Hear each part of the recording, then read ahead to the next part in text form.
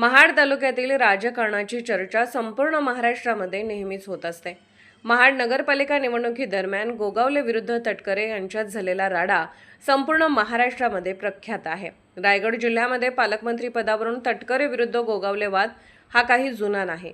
जिल्ह्यामध्ये खासदार तटकरे यांचे कार्यकर्ते मंत्री गोगावले यांच्या गटात सामील होत असल्याचे नेहमीच पाहायला मिळत आहे। नुकताच पार पडलेल्या स्थानिक स्वराज्य संस्था निवडणुकीमध्ये मंत्री गोगावले यांनी मोठा विजय मिळवून जिल्ह्यामध्ये शिवसेना शिंदे गट हा नंबर 1 चा पक्ष ठरला। सरपंच सोमनाथ ओझरडे यांनी देखील करजांडी मतदारसंघातील जिल्हा परिषद निवडणूक लढवली होती, मात्र काही थोड्याशा फरकाने त्यांना पराभव पत्करावा लागला।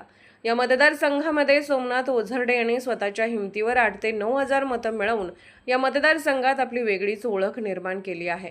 शिरगाव सरपंच सोमनाथ ओझरडे लवकरच उद्धव बाळासाहेब ठाकरे पक्षाला रामराम करणार असल्याची चर्चा तालुक्यामध्ये सुरू आहे।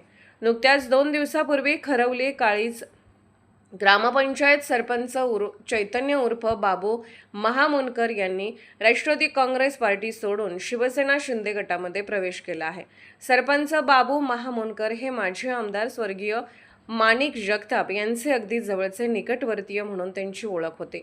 मात्र सरपंच बाबू महामुनकर यांच्या पक्षप्रवेशानंतर राष्ट्रवादी काँग्रेस पक्षाला मोठा धक्का मिळाल्याचे समजते।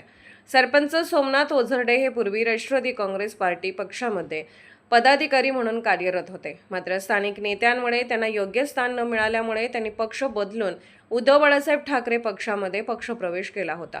सरपंच ओझरडे यांनी तालुक्यामध्ये उद्धव बाळासाहेब ठाकरे पक्ष वाढीसाठी खूप मोठी मेहनत घेतली असून आपल्या विभागातील विकास कामांना कोणत्याही प्रकारचा निधी न मिळता स्वतःचे खिशातले पैसे खर्च करून प्रत्येक गावात विविध विकास कामे केली।